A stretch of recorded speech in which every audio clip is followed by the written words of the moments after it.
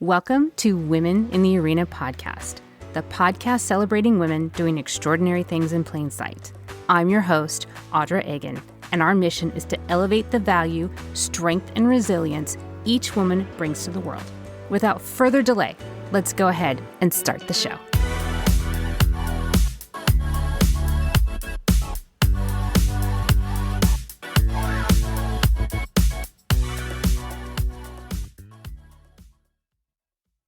Welcome in, everyone, and thank you so much for joining me again this week. This week, I have one of the most fascinating women I have ever met. And that is saying something because I have met so many remarkable women in the last 4 years that I have been doing this show. This week, we are speaking to Phyllis Phiphi Kaplan. You will hear me refer to her as Phiphi from now on. She is a citizen of the world. She has traveled all over and has been exposed to cultures that most of us have never seen. She's the author of the book, Microcosm, The Omen of a Small Island Overrun by Globalization, Neocolonialism, and White Entitlement, an NGO Tale. She was the trustee of the Vermont chapter of the Nature Conservancy, and she is the founder of the NGO Sawa Bali. She has also appeared on NPR, CNN, and UNESCO, and so many more. It is my pleasure and my honor to introduce to you Phiphi Kaplan. Phiphi, thank you so much for being here, and welcome to the show. Audra, it is a pleasure to be here to speak with you, that we have the technology to speak 15,000 miles away, and neither of us are in the dark. We're not in the dark. Yes, as we speak, I am sitting here in Queen Creek, Arizona, and you are in Bali. I mean, that is remarkable. It is remarkable. So in my introduction, I alluded that you are a citizen of the world and you've traveled all over, but that is not where you started. Tell us a little bit of where you began, which is certainly not Bali. Well, I was lucky enough to be born at the right time, a woman in the 50s, the right place, New York. And therefore, and being a female at that time, and having the set of parents I had, just had opportunity written each day. I was privileged enough to, obviously, being white, all of those things, and educated. The world really was my oyster. And it was a smaller world then also. But I was lucky enough to be brought up in the big world of the Big Apple. And both Long Island and New York. So I had all the cultural attributes that New York City could provide. I had lessons at the Metropolitan Museum as well as the Brooklyn Museum, art lessons. And we just spent a lot of time in New York. But I was brought up also in Long Island, which at that time was very verdant and not as developed as it is now. So next door a house was a big woods. And, I also felt very, very much at ease and lost in a world when I was in nature. And my friends were like that also. We did as much as we can, walking in the woods, walking to the beach, bicycling, all those things that, pretty nice childhood. You'd also mentioned to me when we first met that your father was an adventurer, that he believed that education wasn't just in four walls or in books, and that if there was an opportunity that he didn't hesitate, but to pull you out of school and go on a trip, on a global trip, and take you somewhere to educate you to another country, another culture, and learn something new. It's very, very true. My father probably, had these aspirations of not only being an adventurer, but since he had an engineering background, he would have loved to like be there building the Panama Canal or doing a bridge, all of these things. He was a very curious person. That's the other thing. I was very lucky. Both my parents were incredibly curious about the world around them. So yes, at the age of 13, he took me and my mother to Ecuador. And of course, we went to the Galapagos Islands. But the more astounding part that I remember, of course, is going through the Amazon jungle with we were just had our private guide. That's how you did it back then. This was, as I said, 69, 70. And we found a village, a very small village.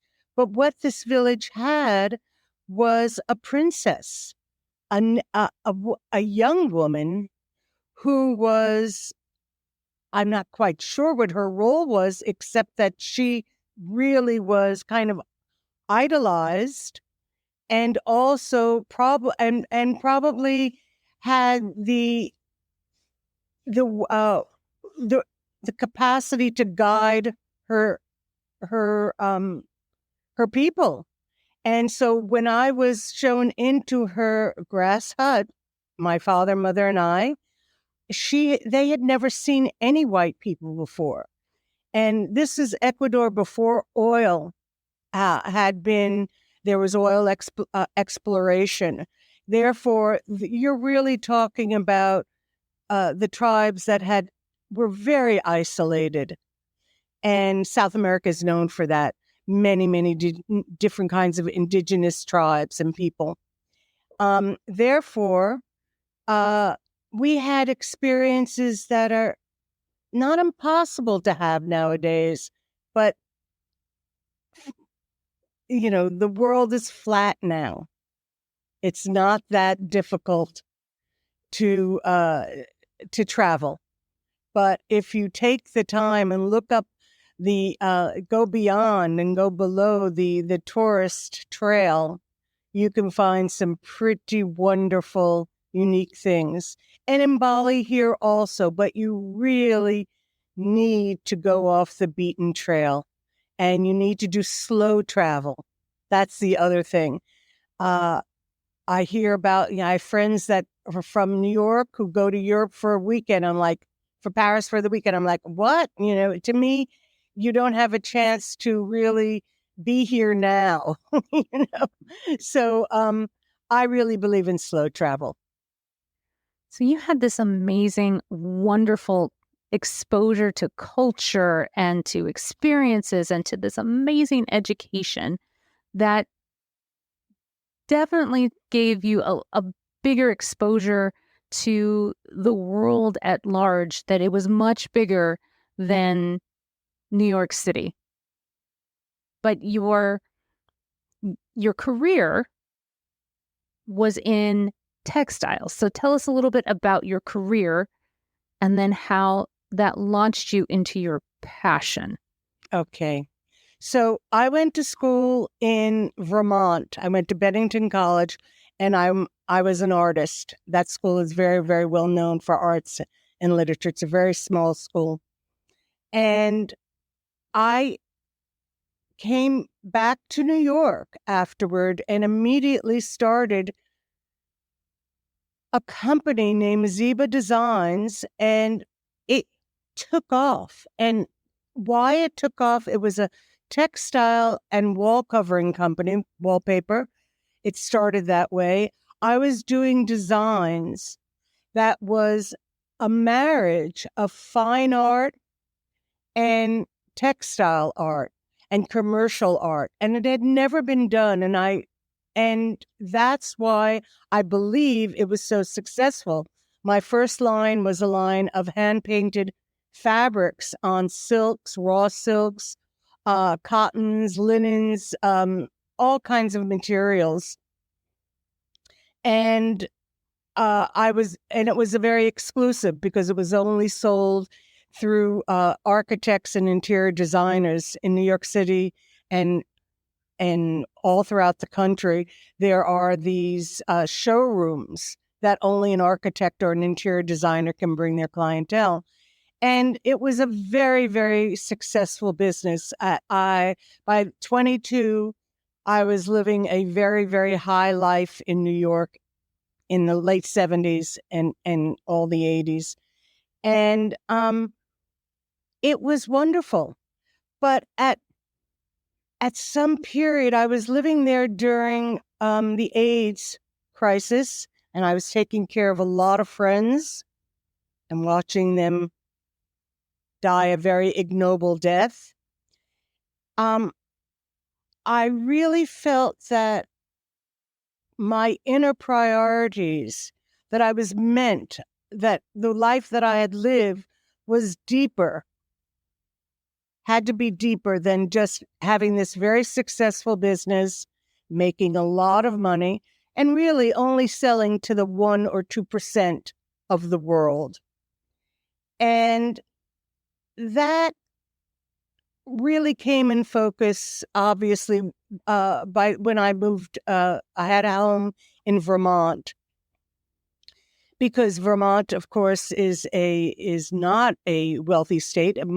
There's a lot of poverty there, especially when I was there. As I said, in the 70s and 80s, and that, the first thing I did was go work for Meals on Wheels, and really got to understand not just, going to Bennington College, but to understand the community. And these were very impoverished people. And often what was great is that I was the only person they might see for every week, because Vermont's it doesn't have a large population and people live very isolated. But what happened in Vermont, it coalesced for me about a sense of place. And a sense of place was something very deep. What makes a sense of place? As we all are aware of now in America, we're all living on borrowed land. And where I was living in Vermont was part of a lot of Cree Indian land. But I started to get very, very heavily involved in what a sense of place is. And at that time, people in New York wanted second homes. And at that point, they were all going out to the Hamptons and Montauk, etc. And, the traffic was legendary. So people started to look for Vermont, because Vermont was only 4 or 5 hours away. And therefore, people started to look at the huge tracts of land. And at that point, also farmers were having a very difficult time being able to keep their land because of the high taxes. And they were still growing. Vermont is a dairy state. My work with the Vermont Nature Conservancy, as well as the Vermont Land Trust, was really focused on the fact that farmers in Vermont could not make any money just through milk. It was a price-controlled commodity.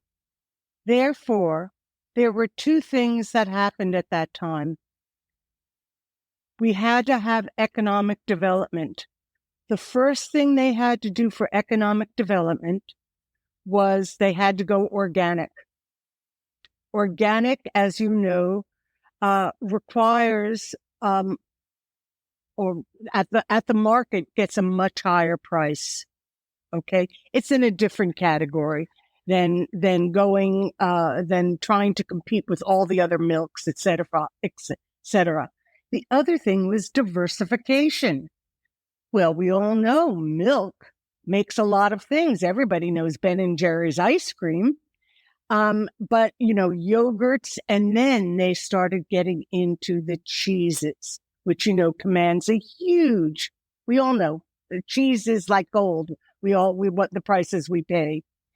And the Vermonters started to diversify and specialize in Vermont cheeses, which were and still are extraordinary. And this created such a huge market. First of all, being only 4 or 5 hours away from New York City, they started out at the big farmers market in Union Square in the center of New York, actually downtown New York. And then obviously distribution got broader and wider. And this is what made Vermont what it is. It already had cachet. Everyone knows when you think of Vermont, you think of clean and wide open spaces and beautiful mountains and fresh air, etc. And that's all very true. So this gave an incentive for the farmers not to have to sell their land to a New Yorker who wanted to put a McMansion on it. This is a very, very important aspect. And what happened at that point was that they started to conserve their land. What would happen is the Vermont Land Trust, for example, would purchase their development rights. So the farmer would get an influx of a lot of money to be able to start up the business of a value-added product. And then also their taxes got lowered. And this is what stopped those McMansions, of course, through zoning. This all goes through zoning, of disallowing there to be development on this prime agricultural land. What's very important about this is that once you joined this program, your land was conserved forever. That doesn't mean that a farmer couldn't sell the land. It just always had to be in some kind of agriculture. It could never go into any other land usage. And this is basically the same program that I used when I came to Bali. And after a number of years, after the UNESCO designation was about rice paddies and its water delivery system, which is called Subak. So it's Sawa and Subak. And these are not just land. These are not just literal things. They're also in the realm of cultural and religious. Both Sawa, land, rice paddies, and Subak, which is the water delivery system, also has a religious component to it. So I'm going to stop you for there just a moment because I think that's really important what you just said. I'm going to explain it too. This work that you did in Vermont with the conservation of the land for the Vermont farmers sparked something in you. It ignited this passion that if I can do this here, I can do it everywhere. I can do this wherever. So I think it's so fascinating, which is why I think that you are such a fascinating human being, that you took this passion and you chose Bali, this amazing, remarkable, magical land. The way that you describe it to me, it sounds like a place that I have never been to, that I have this desire to go to, because the way that you describe it, like I said, it sounds magical. Like it's like there's no other place like this on earth. Well, that is true. That is very true. And there really isn't. So I'd like you to tell that story, because I just think it's such an amazing, I think it's an amazing journey that Vermont made this spark to Bali, which I'm sure it wasn't a direct line, but it got you there. So that's where I want you to take us next, is the story of Bali and its people and its art, because at the heart of it, you are an artist. Yeah, and I'm a great appreciator here. May I just talk a little bit more about Absolutely. the farming aspect of it? Absolutely. Okay. What I wanted to say about the extraordinary confluence of Vermont and Bali is that there are so many overlaps. It's astounding. First of all, Vermont only has small landowners. We don't have big agro or big agribusiness, except for perhaps even the milk is not even that. And the same in Bali, everyone is small landholders, the farmers. So there were many overlaps. Also, the fact that both Bali and America and Vermont have this cachet, and the cachet allows you to have these markets. So as I was saying, Vermont had this market beginning in the New York City Farmers Market in Union Square, which was tremendous for their value-added products. Bali has this mono-economy, which is tourists. And tourism brings a lot of people here wanting organic food, organic rice, all kinds of elevated products. And they're also willing to pay premium prices for these things. Balinese people spend very, very, very, very little money on their food. What they do spend money on is their upachara, which is, as I began to talk about the farmers in Bali. Upachara are ceremonies. Bali is the only island that has Balinese Hinduism in this huge archipelago of Indonesia, which is a sea of Islam. And one of the things about Balinese Hinduism is it also contains animism, which means it gives life to everything inert. Everything becomes sacred or certainly animated. These farmers, not only, as I was saying, the water delivery system called Subak also has this extraordinary religious component to it.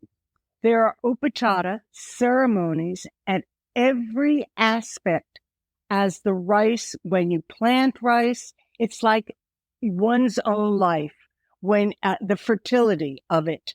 And that's, by the way, the goddess of fertility for rice is called Dewi Sri. That's our rice goddess.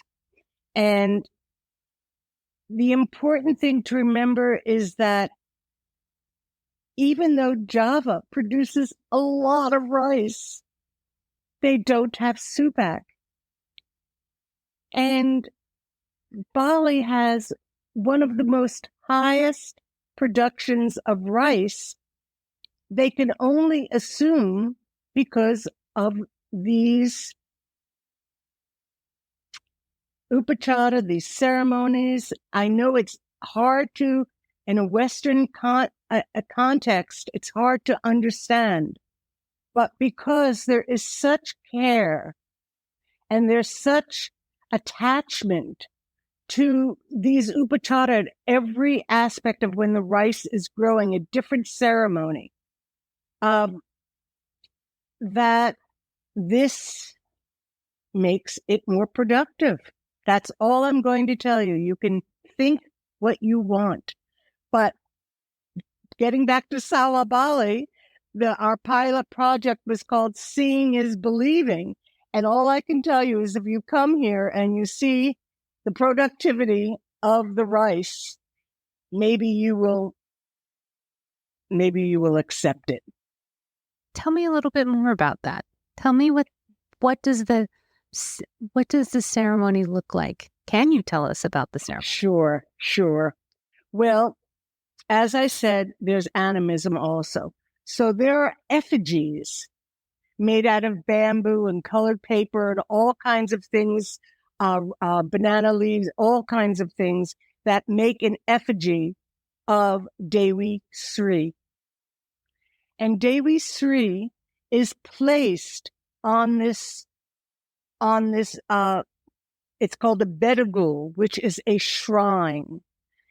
Every farmer where the Subak water enters their plot of land has a bedagul. It denotes their ownership. Therefore, at the top of where the bedagul is, it is that this is where many of the upachara for rice happens at different stages of the rice growing. For example, at the end stage, when you are collecting the rice, you only collect the best rice, and that is always immediately where the water is coming in, and from the Subak water, and the fattest kernels, all the the heaviest kernels, and you make an offering to Dewi Sri in that bedagul. Every farmer does it, a farmer's wife. By the way, the farmer's wives are integral in rice farming and every kind of farming. They do everything together. And it's hard work. I've done it many, many times. You're talking about going into wet paddy and falling down. You're not falling, well, I fell down a lot, but that has to do with the tall berms. I've fallen off the berms. You're sunk down into almost to your knees, and there are eels and everything else slithering around you. Eels and all kinds of things, and you are then bending over and putting these 5 little sheaths called gaba of the rice, bright green, and planting them in a grid, a very specific grid. And it's hard work. The hot sun is on you, and it's always hot in Bali, and it's very, very hard work. But I did it many times. I did it many times with the Sawa Bali team. We would also have businesses come out and have like a group day of bonding with the organization, all kinds of things. It's bloody hard work. So is harvesting. After you harvest, you never again think about when that grain of rice, you're making rice at home and a couple of grains fall down on the floor. You never allow that happen. You pick those grains up. It's very hard work. How we changed the farmers, we did the same model we used in Vermont. So this is all indigenous to Bali. So these are natural grains of rice to Bali. There is no chemicals. There's no pesticides. There's none of that. This is all of that is there. That's the thing. Sawa Bali had our pilot project. We had our pilot project go, as I said, first we had to make sure we had to filter the water coming down from the Subak because it all had chemicals in it. Then we had to make sure the paddy itself had not had biomass added, so a lot of cow manure. Okay, got it. And then they grew an indigenous rice called mangkok, which is a brown rice, much, much more healthy cognitively, everything else, and you only needed a small portion, which is a very important aspect. 25, 30 years ago, everyone walked and everyone did labor. Now it's not like they're taxi drivers. They're sitting. If you're going to eat that white rice, diabetes is really so a big part of Indonesia and India and rice growing nations that have modernity. Modernity means you're not in that rice paddy all day. You're doing another job. And for Balinese, it is in the tourism business, which a lot translates sitting in a car and driving people around. We grew a different rice, had it milled, so we keep all of its nutrition. And because it was a value-added product and it was organic, it was 300% markup from what the farmers could usually sell their seed, their rice that came out of a laboratory and had all these inputs of chemicals, etc. So this is the project we did. The problem is that the mono-economy of tourism needs the exact same finite resources that farming does. It needs land and it needs water. Guess which one is winning out, since Bali has only one economy, no diversification. And this is the problem. People are selling all their land, but they're not only selling their land, as my very dear friend, Pakangir, who is a very close farmer, I collaborated with him for years and is a friend. He said to me years and years ago, selling your land is like selling your mother. Oh, what happens if they sell? What happens if they win? What happens if the farmers sell out? That they win, and the only thing that's left is tourism. What happens to? Well, there is only tourism, but the point is that with Bali has lost a lot of its magic, and I'll tell you why. First of all, the traffic here, you can wait almost an hour just to go a mile. And then there has been investors who either have laundered money from like Jakarta, dirty money, corrupt money, or just investors. And there's a lot of corruption in Indonesia, and they pay off and they get to do whatever they want. The buildings are all supposed to be Balinese style. Well, they're not. That's the thing about Bali. The arts are so strong here and everything has a reason. It's not as if it's just the Balinese style. What is built has to do with who is building it, the scale of the person. We're certain every building has a shrine for praying, and needs to have the chenang, the offerings. It doesn't matter if it's a hotel or it's a gas station. There's always a place to pray there. And that happens every day to give it. The Balinese practice their religion by making things. So every day a chenang, an offering. And this is just not a willy-nilly, offering. Each color I've made these with my family. Each color has to go in a very specific, you do, one color first, another color. In the middle is this called pandan leaf, which I love.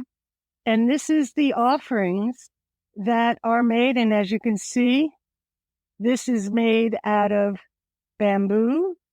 And this is what is done every single day, not only here in this offering in my house, because I am part of the family temple here, but I also have a yogashala down there that is also blessed. And this happens every day. And when there's big holidays, which there were, the offerings are a far more ornate, festooned with all kinds of fruit, flowers, etc. Bali does have a lot of magic, and the way I find my magic is by living with a family. I live in a family compound with probably about 20 people, but my very close family is Dedik and his wife, who was here doing couture, who were doing their offerings. And Dedik was not only a dear friend, but he was a member of Sawa Bali. And also he's a very, very well-known conductor. A conductor of the gamelan, which is the Balinese orchestra. So what makes it so wonderful is I get to hear gamelan practice of the various orchestras that he does every day except for Wednesday. I feel very, very lucky because I love the Balinese music, which, by the way, is on a pentamic scale, 5 notes, as opposed to ours, which has 7.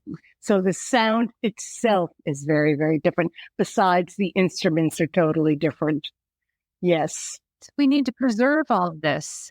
So we need to preserve this culture so it doesn't get lost, because as I said in the beginning, the way that you describe this, when you and I first met, when I said, tell me about you and tell me about Bali, this look came over your face. And it was just this beautiful picture.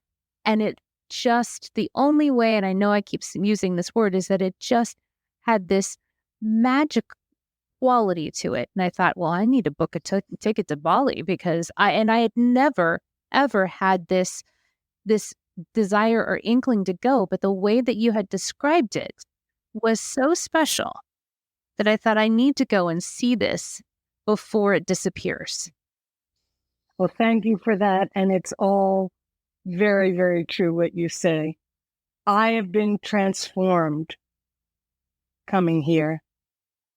Not only are the people the most welcoming people, they have so much humor, and they are very, as a society, they are a collective society, they are rice growing. They have welcomed me, and I live in a traditional village outside of Ubud. So going to Upacara, which, by the way, is tomorrow, or is it today? Oh, it's today at 4:00. Excuse me. I just realized it's today at 4:00, which will be in a temple, one of the temples, the large, gorgeous temples, festooned with artistry, the carving of the wood, the carving of the statues, every placement of the deities and the shrines. I always notice something new. And then, of course, every woman brings their offerings, which is a huge basket of things, fruits and cakes and flowers and everything that's, they walk with it on their head. I can't do it like that. I need to use at least one hand. When I go to temple, it just as soon as I enter the Chandi doors, it reminds me why I'm here. And how long have you been in Bali? Well, I first came in 2009, 9-10. And so I did come back for a few years during the pandemic to America. I had a gorgeous place on Lake Champlain in Burlington, but I think of myself as being here for 15 years, because all the time that I was in Burlington for a few years, and I came back during the pandemic, I was in touch with all of my friends here who were suffering terribly because their mono economy, they did not have any income. No, there was no, if all there is tourism, there was no one there. And once again, when there was an opportunity to diversify, as soon as tourism opened up again, they just went right back to it. And the extraordinary aspect of this is that tourism is almost 100 years old. It was decided not by the Balinese, but by the Dutch government in Jakarta, then known, the Dutch were the colonizers of Indonesia for many, 400 or 500 years, okay? Starting with the spice trade. And they decided, because everyone went to Bali, because of the culture. It was all about the culture, the music, the dance, the puppet, the wayang kulit, which is the shadow puppets. It was all about the artistry.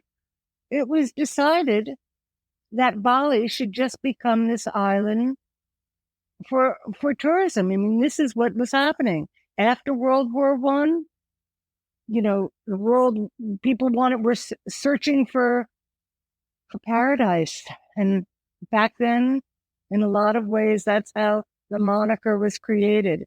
Bali is a paradise, and you can find it, but you got to look real hard now. Between the traffic, the pollution, the noise of construction every place on the island, and there's no political will. And this is the reason why Sawa Bali, and the work we tried to do was, we're in a stage called late stage capitalism, where everyone is trying to squeeze out as much money as possible. And therefore, it was very difficult for us to sell our product, even though everyone was interested in it, because they loved the stories of this rice that hadn't been found in hundreds of years, and it was refound. That it was very difficult for us to sell the rice. Not like it was easy to sell the value-added products in New York, etc. This is a cutthroat island in that way. For those of us listening, can we support? Believe me, there's a lot of us that really like rice. Can we access this sawa, this product? It's interesting you say this. I had markets that wanted it in Singapore, which of course is very, very, very close. You're not allowed to export rice, but that was that rice, the white rice. We went through the bureaucracy for years, trying to get our brown, organic rice, indigenous rice, and the bureaucracy, the organization that went through Bulag, it never, they just, classic Indonesian way, they just put it at the bottom of the pile, and we never got authorization. But there is no funding. And right now, because we have disbanded, I don't even have an operational team. We don't have operations. It's impossible to write grants, etc. I have moved on. I'm just way too old to do this now. But we have often talked about this.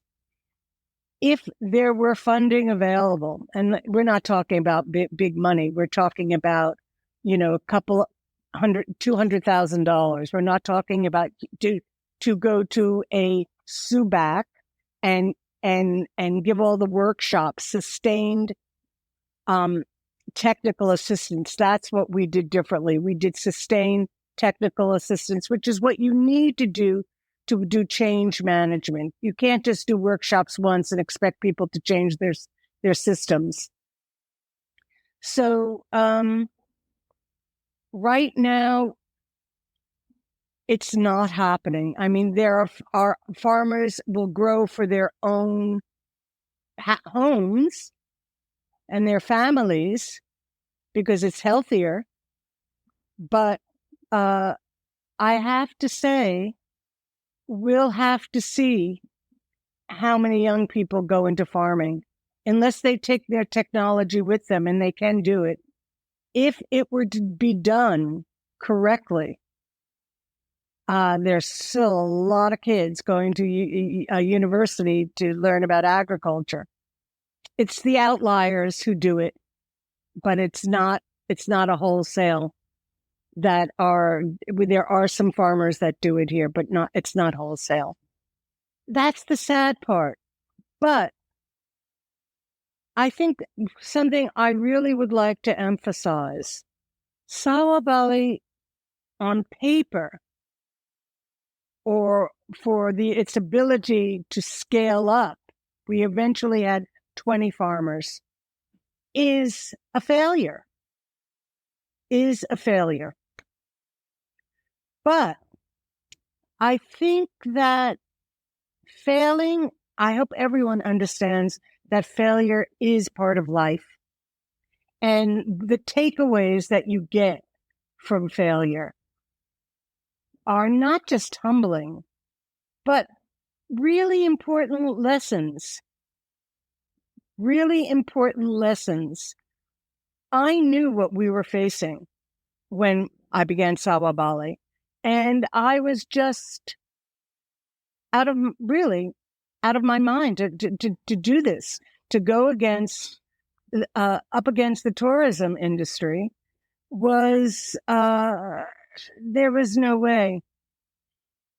And I can also say there were probably things, I know in my book, I go into this. There are reckonings of things that I did not do well.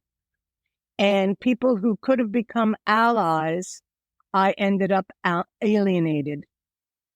So I think it's important when you look at things like this, and it takes a lot of time, and it takes a lot of will to really look inside, understand your own failures, your own frailties, and learn from them. But don't let them overtake your desire for your curiosity. Don't let it dampen your curiosity, and don't let it dampen your ardency or your advocacy or whatever, your activism that you're passionate about. Don't let that stop you. I think that's one of the things that I admired the most about you, is that you knew what you were up against. You absolutely were well aware what you were up against. And you did it anyway. You did it because you knew that it needed to be done. You knew that it wouldn't accomplish everything that you wanted it to, but you knew that you had to try. And it was better than doing nothing. And well, thank you for acknowledging that. Yeah, it's just sometimes we get caught up in the end result than the doing. A very good friend of mine, as a matter of fact, when I started this podcast, she said to me, "Now remember to enjoy the journey." And I said to her, "You're a nut, because I am a type A personality and I am trained to focus on the goal and the end result." And quite frankly, so was she.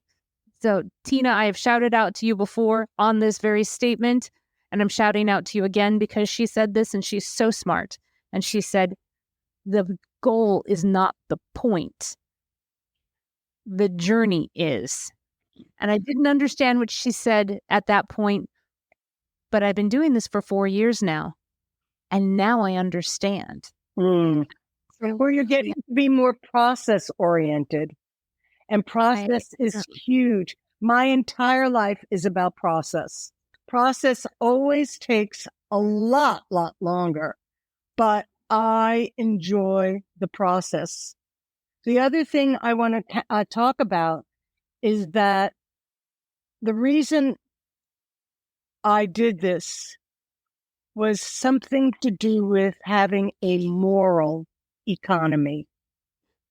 This isn't a perfect society. It really is not. But the reason I live here is not only when things are going wrong or not going well, laughter is a huge part here of not taking things too serious. The other thing is that the Balinese carry their religion inside of them. Their countenance and just being with them is light and loving and open and endearing, and it's really a very humane society. And they have, I'll leave this one saying for your listeners to ponder, a very big credo here in Bali, and actually all of Indonesia, is called gotong royong. And that means mutual aid. So that's very, very much prevalent here. And that's what humanity is. I mean, that's the humaneness that I love here. Thank you for being interested and curious. I've been so fascinated, and I have a feeling that a lot of my audience will be too. If they wanted to learn more, where would you direct them? That's a really good question. First of all, they can go on our website, sawabali.org, SAWAHBALI@.org.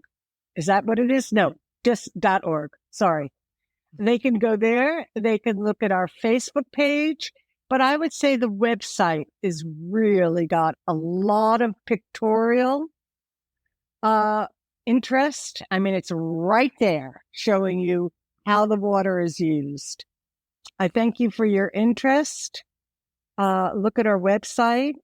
If you're interested to coming to Bali, please do your homework before coming here. And don't just look at the touristy things to do, and consider, because where you will learn the most and have the most fun is living simply with a family. Yes, you will have your own bedroom.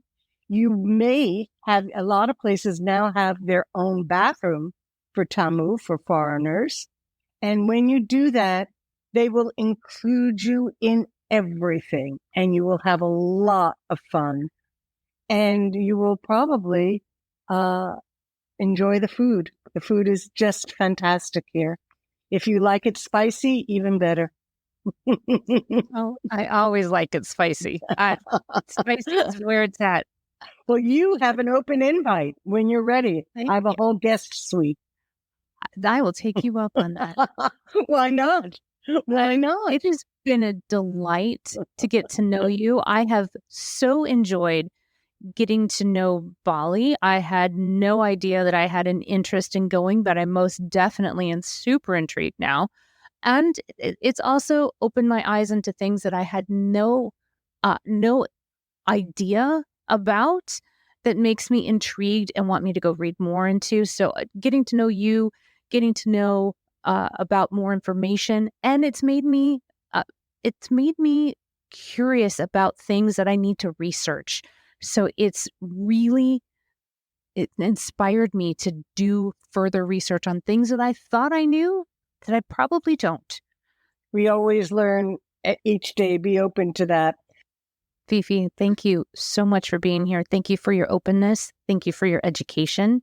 And most importantly, thank you for sharing your time with us. I so appreciate you very much. Ditto.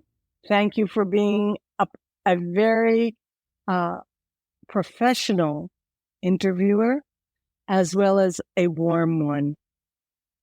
And as I said, you have an invite here when you come here. I will take you up on that. All right. Take you up on that. Thank you so much. And I want to thank all of you for listening, and we'll see you again next time. That's our show. Thanks so much for hanging out with me today. It is my pleasure to be the ambassador of these women's stories. It is my hope that they inspire, that maybe they educate, and above all, that they make you feel like you're not so alone in this big world of ours. I'm hoping that you recognize yourself in these women, and that you feel maybe that you're not so different after all, and that you have lots of company, and that we're all standing together in this arena.